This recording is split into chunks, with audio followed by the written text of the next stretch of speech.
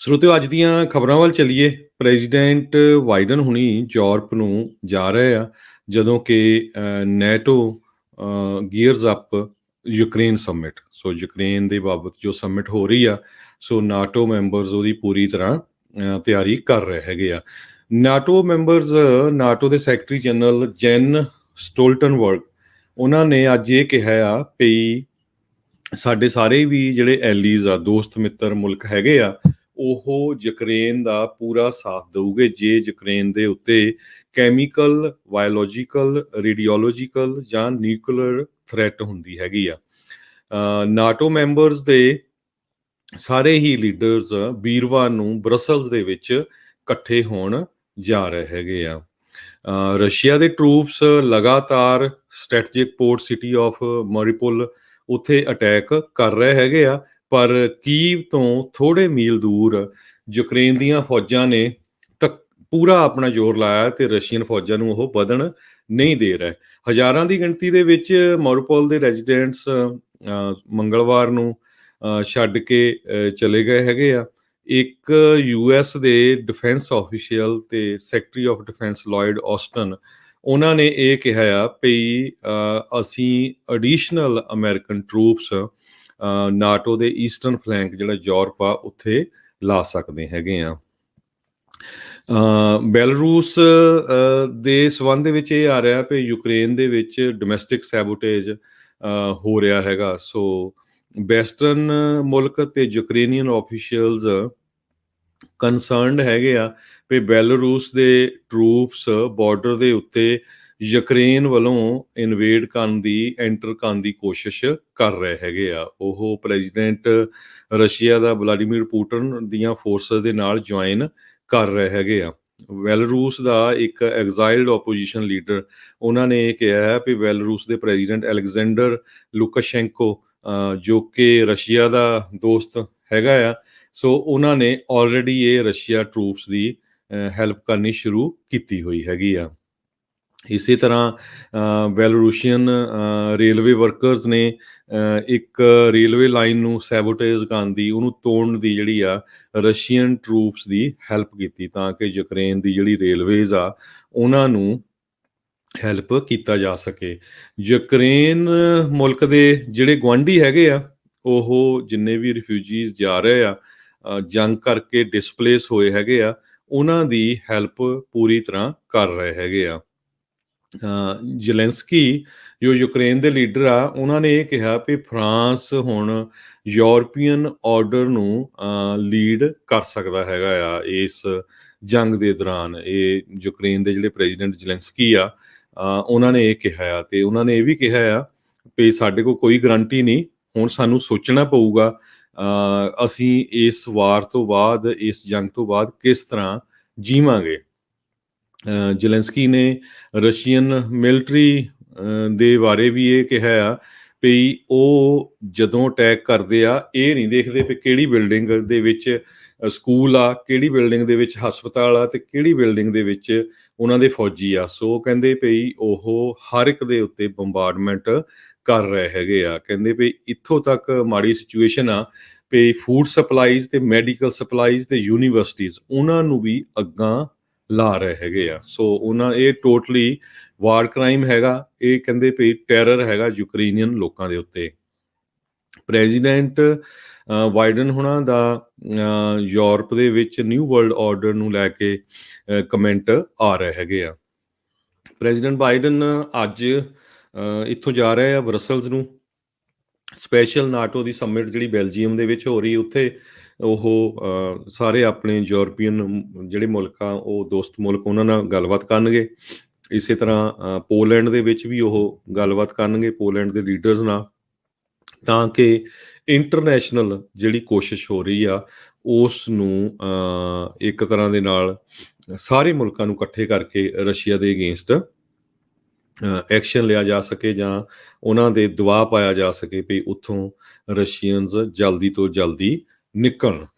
ਤੇ president Biden ਨੇ ਇਹ ਕਿਹਾ ਆ, ਕਹਿੰਦੇ ਵੀ ਮੈਂ ਬਿਲਕੁਲ ਹਰ ਇੱਕ ਦੇ ਫੇਸ ਦੇ ਉੱਤੇ ਕਹੂੰਗਾ ਸਾਹਮਣੇ ਵੀ ਹੁਣ ਇਹ ਜਿਹੜਾ ਤੁਹਾਨੂੰ ਸਾਥ ਦੇਣਾ ਪੈਣਾ ਹੈਗਾ ਆ।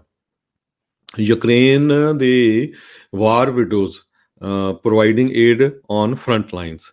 ਸੋ ਜਿਹੜੇ ਯੂਕਰੇਨ ਦੇ ਫੌਜੀ ਸ਼ਹੀਦ ਹੋਏ ਆ, ਉਹਨਾਂ ਦੀਆਂ ਵਾਈਫਸ ਉਹ ਫਰੰਟ ਲਾਈਨ ਦੇ ਉੱਤੇ ਸਪੋਰਟ ਕਰ ਰਹੀਆਂ ਫੂਡ ਡਿਲੀਵਰੀ ਦੇ ਲਈ। ਤੁਸੀਂ ਦੇਖੋ, ਕੱਲ੍ਹ ਇੱਕ ਖਬਰ ਆਈ ਸੀ ਵੀ 12 ਬੱਚਿਆਂ ਦੀ ਮਾਂ ਉਹ ਵੀ ਆਪਣੇ ਮੁਲਕ ਦੇ ਲਈ ਲੜਦੀ ਹੋਈ ਸ਼ਹੀਦ ਹੋਈ ਆ। ਸੋ ਬਹੁਤ ਹੀ ਡੈਡੀਕੇਸ਼ਨ ਯੂਕਰੇਨੀਅਨ ਲੋਕਾਂ ਵੱਲੋਂ ਹੈਗੀ ਆ।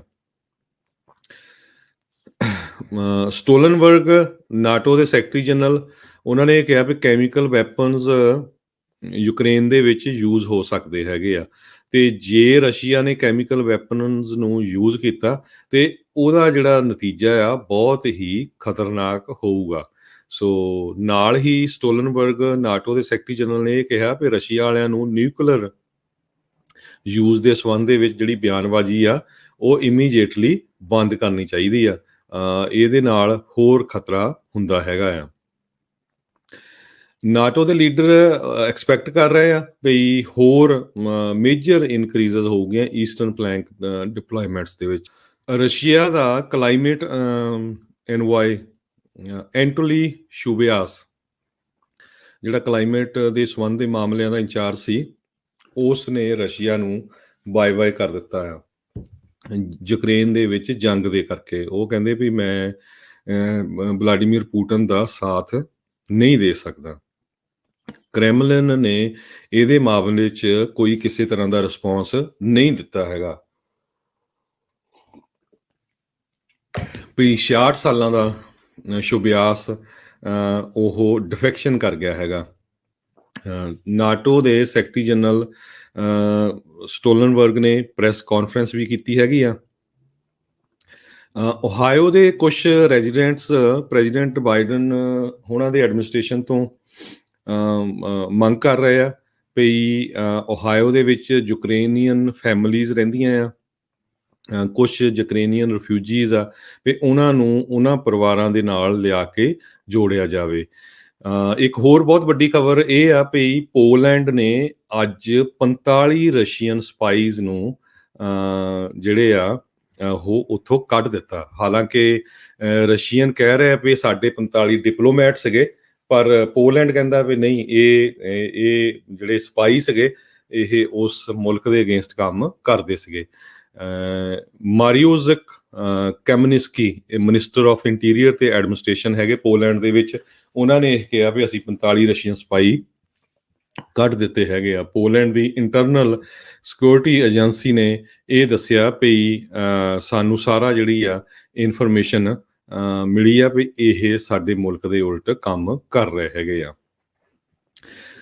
ਪੁਟਿਨ ਰਸ਼ੀਆ ਦੇ ਜੋ ਹੈਗੇ ਆ ਉਹ ਕਹਿੰਦੇ ਵੀ ਮੈਂ G20 ਸਮਿਟ ਜਿਹੜੀ ਇਸ ਸਾਲ ਦੇ ਐਂਡ ਦੇ ਵਿੱਚ ਹੋਣੀ ਹੈਗੀ ਆ ਉਸ ਨੂੰ ਅਟੈਂਡ ਕਰਾਂਗਾ। ਰਸ਼ੀਆ ਦੇ ਅੰਬੈਸਡਰ ਜੋ ਇੰਡੋਨੇਸ਼ੀਆ ਨੂੰ ਹੈਗੇ ਆ ਉਹਨਾਂ ਨੇ ਇਹ ਬਿਆਨ ਦਿੱਤੇ ਹੈਗੇ ਆ। ਯੂਕਰੇਨ ਦੇ ਰਿਫਿਊਜੀਜ਼ ਕਈ USA ਨੂੰ ਆਉਣਾ ਚਾਹੁੰਦੇ ਆ, ਜਾਂ ਕਈਆਂ ਦੇ ਰਿਸ਼ਤੇਦਾਰ ਇੱਥੇ ਆ, ਕਹਿੰਦੇ ਵੀ ਉਹਨਾਂ ਨੂੰ ਬਹੁਤ ਮੁਸ਼ਕਿਲ ਆ ਰਹੀ ਆ USA ਤੱਕ ਪਹੁੰਚਣ ਦੇ ਲਈ। ਯੂਕਰੇਨ ਨੇ ਇਹ ਵੀ ਕਲੇਮ ਕੀਤਾ ਆ ਵੀ ਰਸ਼ੀਆ ਨੇ 15 ਵਰਕਰਸ ਮੈਰੀਪੋਲ ਹਿਊਮੈਨਿਟੇਰੀਅਨ ਰਿਲੀਫ ਕਨਵੋਏ ਦੇ ਉਹ ਆਪਣੇ ਕਬਜ਼ੇ ਦੇ ਵਿੱਚ ਲੈ ਲਏ ਹੈਗੇ ਆ। ਸੋ ਵਰਕਰਸ ਨੂੰ ਰਸ਼ੀਅਨ ਫੋਰਸਸ ਨੇ ਕਿਡਨੈਪ ਕੀਤਾ ਹੈਗਾ। ਡਿਪਟੀ ਪ੍ਰਾਈਮ ਮਿਨਿਸਟਰ ਇਰੀਆਨਾ ਵਿਰਸ਼ਕ, ਉਹਨਾਂ ਨੇ ਇਹ ਕਿਹਾ ਵੀ 11 ਬੱਸ ਡਰਾਈਵਰਸ ਤੇ 4 ਰੈਸਕਿਊ ਵਰਕਰਸ ਜੋ ਉੱਥੇ ਹੈਲਪ ਕਰਦੇ ਸੀ ਰੈਸਕਿਊ ਐਫਰਟ ਦੇ ਵਿੱਚ, ਉਹਨਾਂ ਨੂੰ ਕਬਜ਼ੇ 'ਚ ਲਿਆ ਗਿਆ ਆ। ਰਾਤੀ ਵੀ ਸਾਰੀ ਰਾਤ ਨਾਈਕ ਜੋ ਕੀਵ ਦੇ ਵਿੱਚ, ਕੀਵ ਦੇ ਲਾਗੇ ਟਾਊਨ ਆ, ਉੱਥੇ ਬੰਬਾਰਡਮੈਂਟ ਹੁੰਦੀ ਰਹੀ। ਬਹੁਤ ਜ਼ਿਆਦਾ ਜਿਹੜਾ ਆ ਮਾਲੀ ਨੁਕਸਾਨ ਉੱਥੇ ਹੋਇਆ ਹੈਗਾ। ਯੂਕਰੇਨ ਦੇ ਮਿਨਿਸਟਰ ਇਹ ਵੀ ਕਲੇਮ ਕਰ ਰਹੇ ਆ ਵੀ ਰਸ਼ੀਅਨ ਫੌਜੀ ਉਹ ਬੀਬੀਆਂ ਦਾ ਰੇਪ ਕਰ ਰਹੇ ਹੈਗੇ ਆ ਤੇ ਉਹਨਾਂ ਦੇ ਬੱਚਿਆਂ ਨੂੰ ਜਿਹੜਾ ਆ ਇੱਕ ਤਰ੍ਹਾਂ ਦੇ ਨਾਲ ਥ੍ਰੈਟ ਵੀ। ਯੂਕਰੇਨ ਦੀਆਂ ਫੋਰਸਿਸ ਇਹ ਕਹਿ ਰਹੀਆਂ ਵੀ ਅਸੀਂ 6 ਰਸ਼ੀਅਨ ਪਲੇਨ ਸ਼ਾਟ ਡਾਊਨ ਕਰ ਦਿੱਤੇ ਹੈਗੇ ਆ। The command of air force arm forces of Ukraine, ਉਹਨਾਂ ਨੇ ਇਹ ਕਿਹਾ ਆ ਵੀ ਮਾਰਚ 22 ਨੂੰ 6 ਐਨਮੀ ਪਲੇਨਸ ਤੇ 5 ਕਰੂਜ਼ ਮਿਸਲ ਤੇ 5 UAVs ਤੇ 1 ਐਨਮੀ ਦਾ ਹੈਲੀਕਾਪਟਰ ਅਸੀਂ ਸਿੱਟ ਲਿਆ ਹੈਗਾ ਆ। ਸੋ ਰਸ਼ੀਅਨ ਫੋਰਸਿਸ ਯੂਕਰੇਨ ਦੀ ਕੈਪੀਟਲ ਦੇ ਉੱਤੇ ਲਗਾਤਾਰ ਬੰਬਾਰਡਮੈਂਟ ਕਰ ਰਹੇ ਹੈਗੇ ਆ। ਰਸ਼ੀਆ ਦੀਆਂ ਫੌਜਾਂ ਜੋ ਉਹਨਾਂ ਨੇ ਯੂਕਰੇਨ 'ਚ ਇਨਵੇਜ਼ਨ ਕੀਤਾ ਆ, ਕਹਿੰਦੇ ਪਈ ਉਹ ਰਸ਼ੀਅਨ ਫੌਜਾਂ ਦਾ ਲੋਸ ਅਫਗਾਨਿਸਤਾਨ ਦੇ ਲੋਸ ਨਾਲੋਂ ਜ਼ਿਆਦਾ ਹੋਇਆ, ਜਿਸ ਟਾਈਮ ਦੇ ਉੱਤੇ ਅਫਗਾਨਿਸਤਾਨ ਦੇ ਵਿੱਚ ਰਸ਼ੀਅਨ ਫੌਜਾਂ ਗਈਆਂ ਸੀਗੀਆਂ। ਰਸ਼ੀਅਨ ਫੌਜਾਂ ਨੇ ਇੱਕ ਬ੍ਰਿਜ ਨੂੰ ਵੀ ਬੰਬਾਰਡ ਕਰ ਦਿੱਤਾ ਆ, ਜਿਹੜਾ ਕਿ ਦੋ ਮੇਨ ਟਾਊਨ, ਇੱਕ ਚੈਰੀਨੇਵ ਤੇ ਕੀਵ, ਦੋਨਾਂ ਨੂੰ ਕੰਟੈਕਟ ਕਰਦਾ ਸੀਗਾ। ਸੋ ਇਸ ਬ੍ਰਿਜ ਨੂੰ ਬੰਬਾਰਡ ਕਰਕੇ ਉਹਨਾਂ ਨੇ ਤੋੜ ਦਿੱਤਾ ਹੈਗਾ। ਯੂਕਰੇਨ ਦੇ ਰਿਫਿਊਜੀ ਉਹਨਾਂ ਨੂੰ ਵਰਕ ਪਰਮਿਟ ਲੈਟਵੀਆ ਮੁਲਕ ਨੇ ਦੇ ਦਿੱਤਾ। 5000 ਦੇ ਕਰੀਬ ਲੋਕ ਜਿਹੜੇ ਲੈਟਵੀਆ 'ਚ ਗਏ ਆ, ਉਹਨਾਂ ਨੇ ਵਰਕ ਪਰਮਿਟ ਦੇ ਦਿੱਤਾ ਵੀ ਭਾਈ ਤੁਸੀਂ ਸਾਡੇ ਮੁਲਕ ਦੇ ਵਿੱਚ ਕੰਮ ਕਰ ਸਕਦੇ ਹੈਗੇ ਆ। ਸੋ ਇਹ ਯੂਕਰੇਨ ਤਾਂ ਰਸ਼ੀਅਨ ਜੋ ਜੰਗ ਚੱਲ ਰਿਹਾ ਉਹਦੀ ਬਾਬਤ ਆਪਾਂ ਮੇਜਰ ਕੀ ਕੁਝ ਵਾਪਰ ਰਿਹਾ ਉਹਦੇ ਆਲੇ ਦੁਆਲੇ, ਉਹ ਤੁਹਾਡੇ ਨਾਲ ਖਬਰਾਂ ਸਾਂਝੀਆਂ ਕੀਤੀਆਂ ਹੈਗੀਆਂ ਆ।